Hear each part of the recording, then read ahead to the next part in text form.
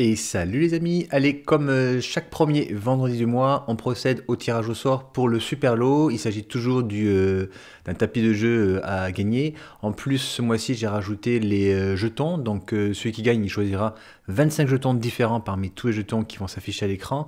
Je mettrai un lien aussi vers la vidéo où on les voit en gros plan.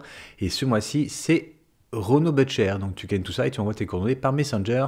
Si comme lui, vous voulez participer au tirage au sort, vous cliquez sur le bouton rejoindre qu'il y a sous chaque vidéo. Et vous aurez en plus une seconde vidéo à voir chaque lundi. Aujourd'hui, on se retrouve pour la seconde ronde du tournoi qui a eu lieu le 8 janvier à Agen à la boutique Guyageux. Je jouais Jix, un deck aggro face à un deck Diada qui lui aussi est en version aggro. Il faut savoir que Diada existe en version contrôle, combo et réanimator. Et donc ici c'est une version aggro qui est jouée par Guillaume. Et c'est moi-même qui vais piloter Jix. Alors Jix c'est un deck vraiment tout dans la gueule. L'avantage c'est qu'il est mono noir et qu'on peut switcher assez facilement de général. Face à un mono blanc, comme on a vu lundi, on a pu switcher avec Tourak, qui était donc protection contre blanc. Face à un deck rouge, on va pouvoir switcher avec, par exemple, chez Oldred. Donc très très bonne option de pouvoir avoir face à un autre deck, enfin face à un deck différent à chaque fois. C'est une sorte de side qu'on peut avoir en switchant de général. Allez, c'est moi qui commence la partie avec une carcasse des égouts. Donc j'ai beaucoup de créatures, un invoque qui frappe à 2, ou des créatures ensuite qui sont menaces, qui sont vol, furtivité, distorsion, voilà, pour essayer d'avoir plein de créatures qui puissent passer et qui activent le pouvoir de Jix. Donc il prend 2, j'ai posé un mou de caveau, je lance une flibustière à voile volante, je vais pouvoir regarder sa main. Donc une mox de land, des créatures de partout.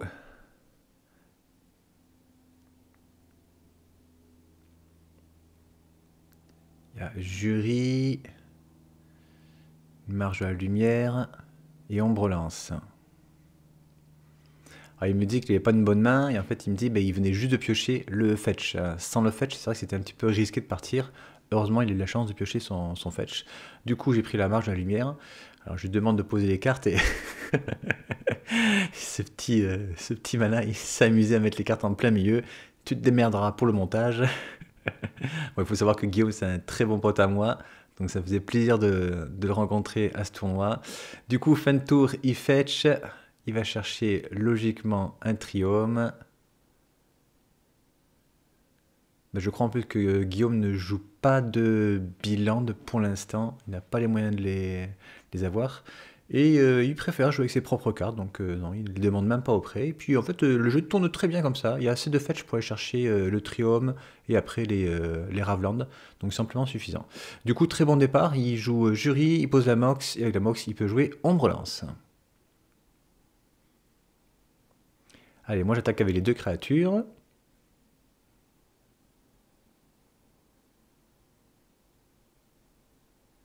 Il n'y a pas de bloc, il prend 3, il passe à 14. Je n'ai pas pioché mon troisième terrain malheureusement. Alors j'en joue pourtant 38. J'hésite à passer à 39. La decklist sera peut-être mise à jour d'ailleurs quand vous regarderez la vidéo. Parce que j'hésite pas mal à modifier quelques trucs. Et il y aura peut-être un 39e land. Mais voilà, c'est la grosse hésitation que j'ai avec ce jeu. Du coup, je fais de suite un Fatal Push pour empêcher que la Mox d'Ambre fasse la couleur de son choix. Et bien sûr, quand le jury part au cimetière, il me tue ma carcasse.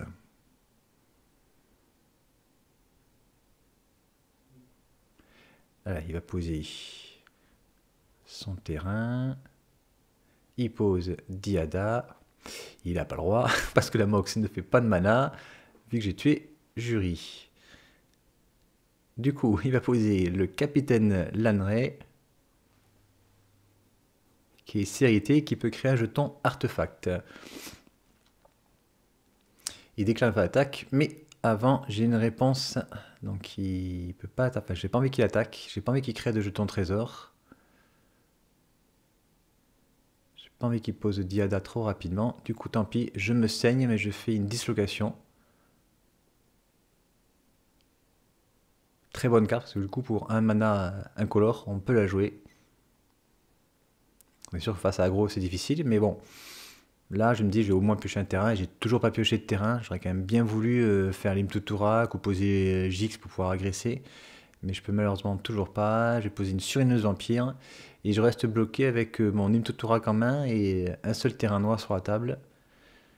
Et puis toujours pas de troisième mana pour pouvoir jouer Gix. Allez, là du coup, il a son quatrième land. Il va pouvoir poser Diada. Et là, les choses vont commencer à se compliquer pour moi. Il fait toujours le -3. Un véhicule, une créature légendaire. euh, une créature non légendaire. Donc il en met 2 au cimetière. Il va rajouter 2 trésors.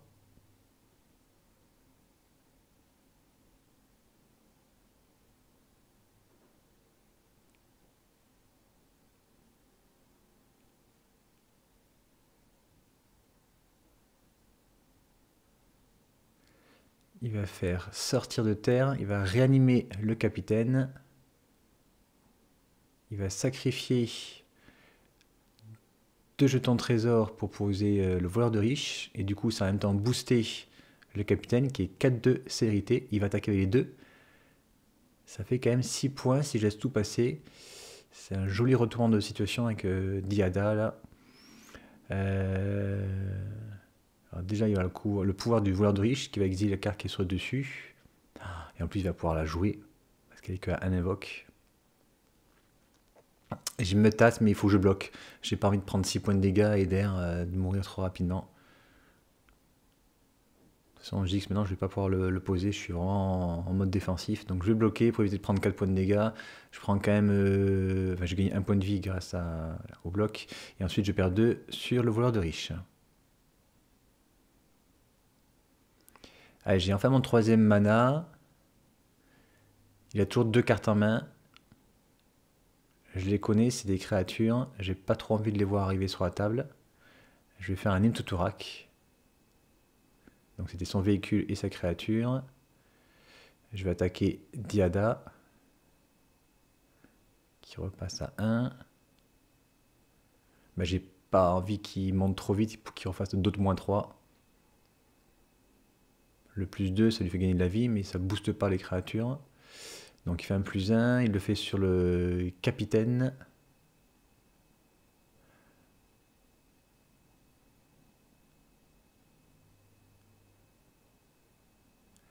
Alors ensuite il pose la vétérane de siège.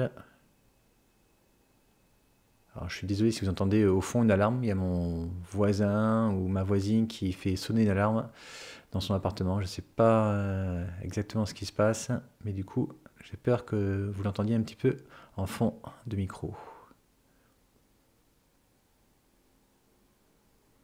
Après il va équiper le voleur de riche avec Ombrelance.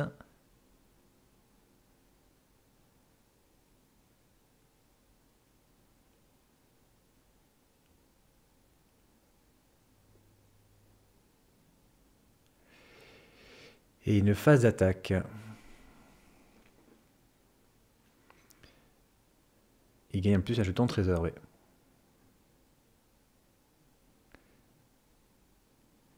Là, c'est très douloureux pour moi. Il gagne des points de vie, il m'en fait perdre beaucoup. Moi, je joue pas de Vras dans mon deck. En même temps, je joue un jeu avec tellement de créatures que c'est pas la peine de jouer Vras. Je pose un Urborg. Alors, je peux encore tenir, hein. C'est rare que j'abandonne les parties, même quand elles sont vraiment mal en point. J'essaie toujours de trouver une solution. Là, j'ai enfin pioché un quatrième terrain, donc je vais pouvoir un peu faire des choses. Mais je suis en mode défensif. Je suis toujours obligé de blesser un petit peu Diada, parce que je ne peux pas lui permettre de faire son -3. Allez, il fait son +2 à nouveau. Là, par contre, le prochain tour, il pourra faire le -3, à mon avis. Il le fait sur le capitaine. Moi, en réponse, je fais un souillé dessus.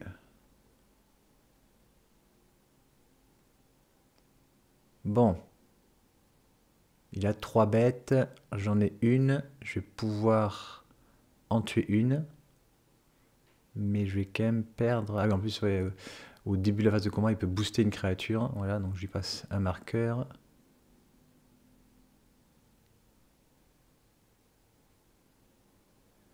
Là, il faut que je bloque la carcasse et je prendrai 1, 2, 3, 4, 5, 6.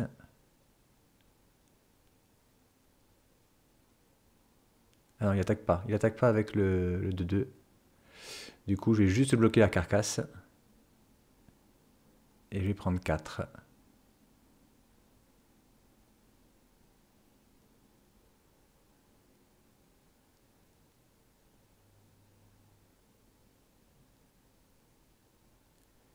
Il a tout plein de mana, mais il n'a plus rien à faire, hein. Je m'en sors pas trop mal. Mais le problème, c'est que là, ce tour-ci, il va pouvoir faire le -3. Il y a une créature en défense, donc je peux pas attaquer avec le mou de caveau. Je peux pas refaire tomber Diada à 1. Quoique si j'ai pioché exterminé. Donc je peux me débarrasser de sa créature. Mais le problème, c'est que maintenant, je peux rejouer le vagabond, mais il arrive engagé. Je peux pas me permettre d'attaquer. Sinon, je meurs. Ah, bah il pioche Squee. Squee, il est sécurité.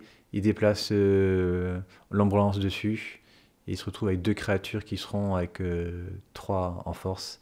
Et c'est suffisant pour gagner la première partie. Allez, il fait un mulligan à la seconde.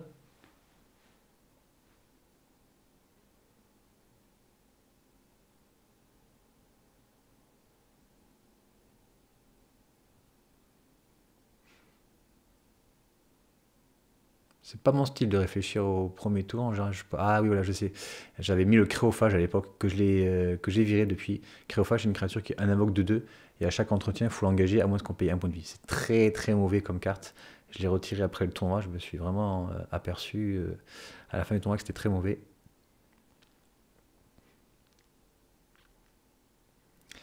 Du coup, il prend un du espoir du Guirapure. Je derrière l'outsider tenace. Fin de son tour, il fait. Il va chercher son triome.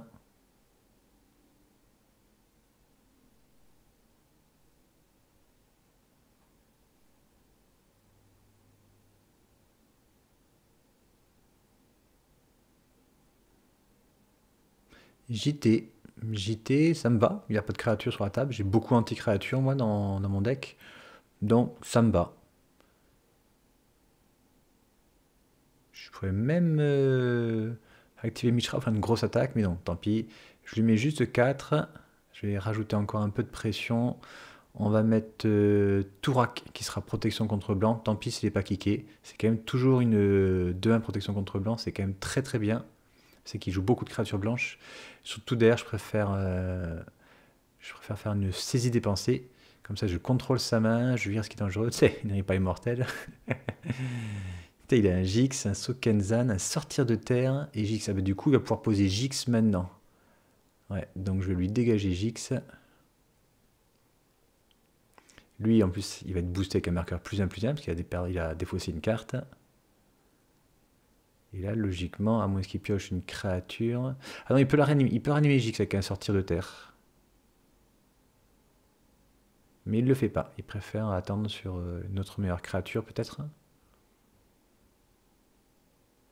Bah du coup, moi je me fais plaisir. Je vais poser Jix. Il a peut-être quelque chose à jouer, je pense. Il a rien joué. Et non. Il prend tout. Du coup, moi je vais perdre 3 points de vie. Je vais piocher 3 cartes. Ouais, je suis assez étonné qu'il ait pas. Il aurait pu réanimer Jix et l'équipé de JT. Peut-être qu'il doutait que j'avais encore un anti-créature. Là, j'ai été poser une créature, je me suis dit, ah, peut-être qu'il joue des Vras, peut-être qu'il joue des Toxiques Déluge. Et j'ai espoir de Guirapure, de toute façon, donc je vais le sacrifier pour être certain qu'il ne joue pas Diada ce tour-ci, ou qu'il ne joue pas de Vras. Ça devrait être suffisant pour pouvoir le tuer, il va juste pouvoir poser une créature.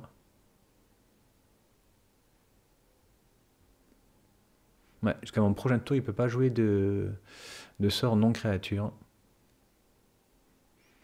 Et en effet, en main, j'ai une poussée fatale, il me semble.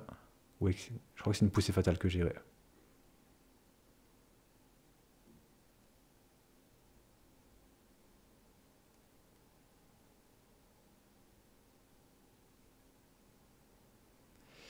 Oula, il pose un Raveland dégagé. Bah, c'est vrai que là par contre, ça aurait été bien à sa place d'avoir un Biland. Il va poser Talia Qatar Hérétique. Ben non, Ners il a pas le droit de la jouer parce que j'ai sacrifié l'espoir de Guerapur, donc il a pas le droit de le jouer. L'espoir de Guerapur, c'est jusqu'à mon prochain tour, il peut jouer que des sorts créatures. Voilà. Et de toute façon, là, j'avais exterminé en main. Ah, c'est souillé que j'avais fait tout à l'heure. Ouais. J'avais anti-créature en main, donc du coup, c'était pas la peine. Hop, on passe directement à la troisième partie. Allez, ce coup-ci, c'est moi qui fais un mulligan. Il commence avec un château d'Eiganjo, Sentinelle d'Esper, donc c'est très bien parce qu'il sait très bien que moi j'ai beaucoup d'anti-créatures. Donc il y a de fortes chances que ça le fasse pêcher. Ah bah t'es, le voilà, le fameux créophage. Donc ça, très très mauvais, hein, ne jamais jouer cette carte.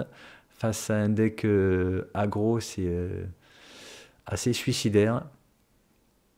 Juste pour avoir 2-2, un invoque, c'est vraiment vraiment pas bien, perdre un point de vie par tour.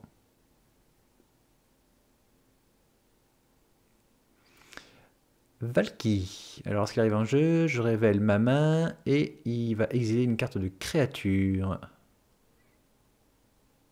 Jusqu'à ce que Valky quitte le champ de bataille. Et oui, du coup, une main full land. J'ai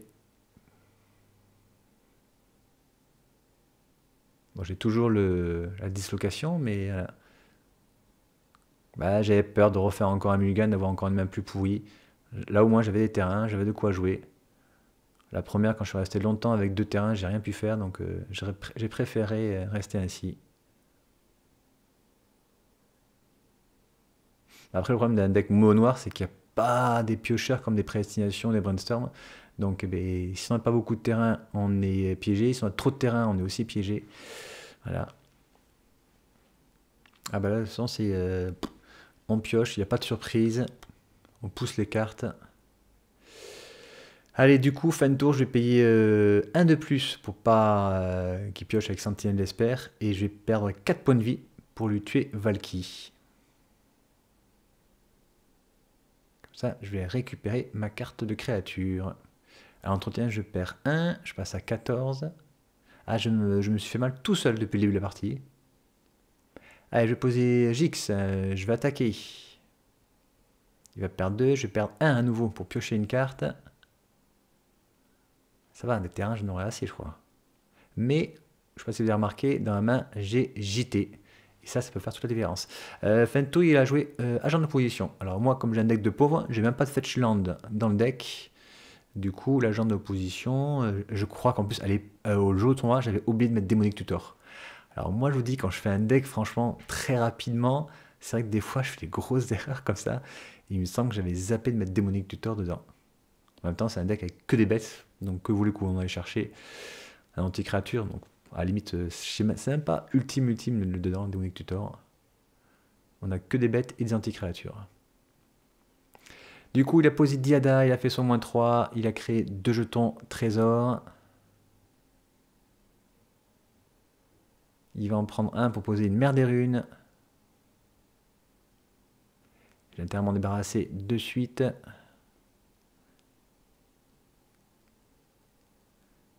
Mais j'ai mon 4e terrain, donc je vais pouvoir poser JT, équiper JT sur une de mes créatures. Et encore une fois, je paye 1 sur le créophage.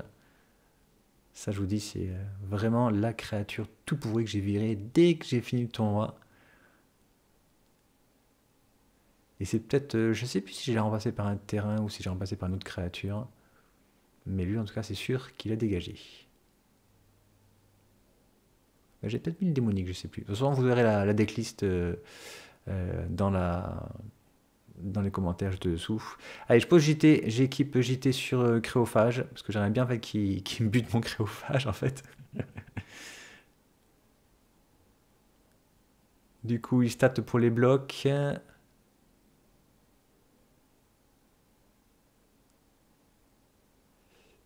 Ben, en fait, là, je pense qu'il faut qu'il tue créophage avec ces 2 créatures et qu'il tue Jix avec. Ouais, en fait, il faut pas qu'il me laisse 2 créatures sur la table, sinon je vais continuer à mettre des marqueurs sur JT. Et ici, finalement, il laisse passer le petit qui tue Diada en plus. Je gagne 2 marqueurs. Derrière, je peux tuer ces 2 créatures.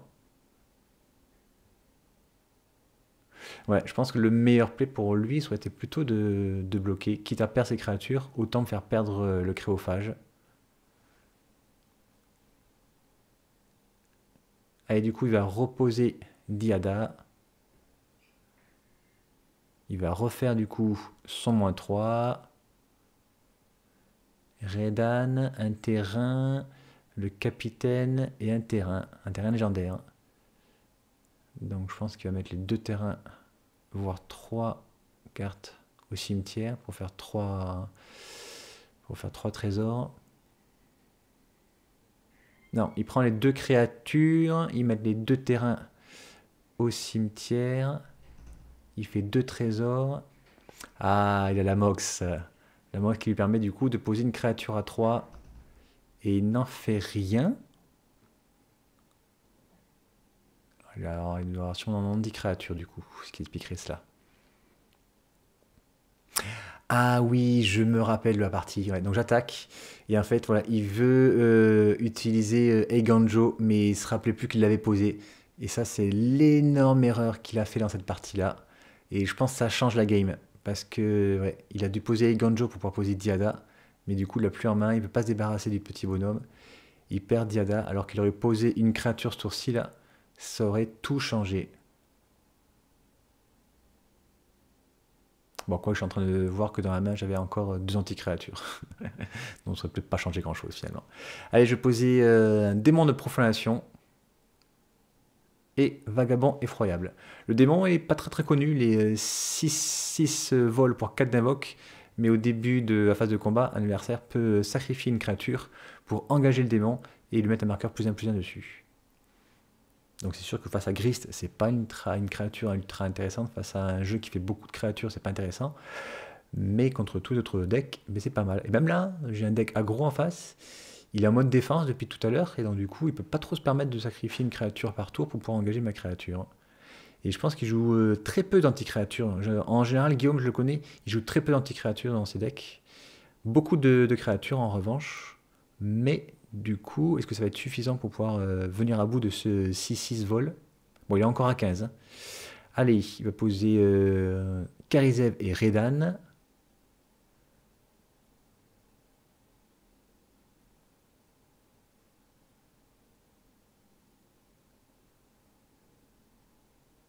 Est-ce qu'il va faire autre chose? Il a encore la main assez blindée quand même.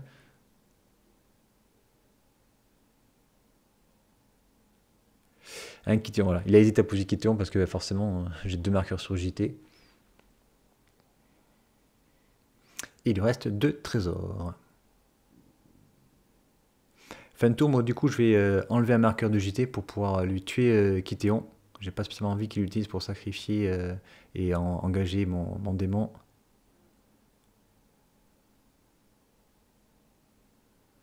Ah. Eh oui, d'accord. Il sacrifie un jeton de trésor et il défausse Sokenzan. Et oui, il y a 3 créatures légendaires tant qu'elle est encore là, Kitéon. Du coup, il va pouvoir poser 2 créatures 1-1.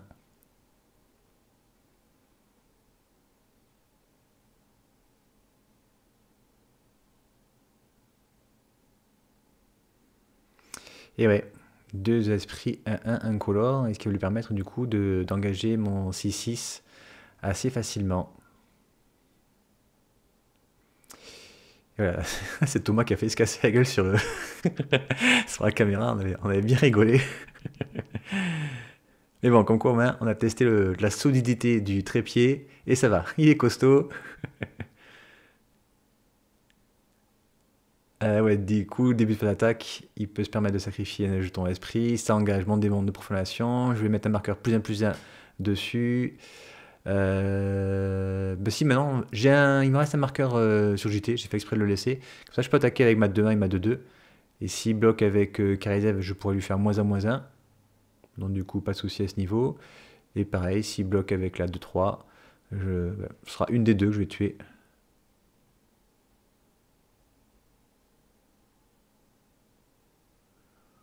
Il y a de fortes chances qu'il mette plutôt son esprit sur le 2-1. Après, il peut bloquer avec les deux. Il peut bloquer avec Redan et Karizev, mon créophage. Si je le fais passer 4-4, j'en tue qu'une des deux. Et non, finalement, il fait juste un seul blocage comme ça. Donc il va bloquer ma 2-1 avec son esprit. Lui, il passe, il prend 2. Il gagne 2 marqueurs.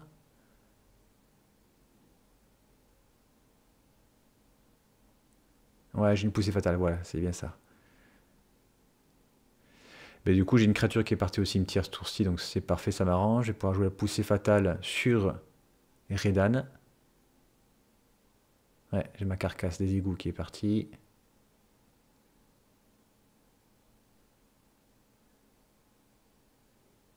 Et maintenant, je pense que je vais sacrifier 3 jetons. Ah, déjà, je pose Jix.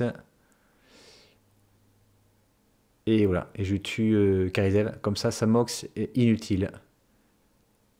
Et 1, 2, 3, 4, 5, 6, 7. S'il pioche pas de terrain, il ne peut pas reposer Diada. La Mox ne fait pas de mana pour l'instant. Ah, le capitaine qui va pouvoir aller poser un trésor. Jix. Il attaque avec le capitaine, il gagne un second jeton trésor. Ce qui veut dire qu'au prochain tour, il va pouvoir poser Diada. Moi, il faut que je bloque. Il faut que je bloque parce qu'il ne faut pas qu'il y ait de créatures à sacrifier pour engager le démon. J'ai bien envie de lui mettre 7 points de dégâts au prochain tour avec le démon. Lui va garder sa créature pour logiquement garder sa mox. Voilà. Il sacrifie un jeton de trésor pour donner plus 1 plus 0 au capitaine. Comme ça, Jix meurt. C'est à mon tour. Je perds 1 pour le créophage.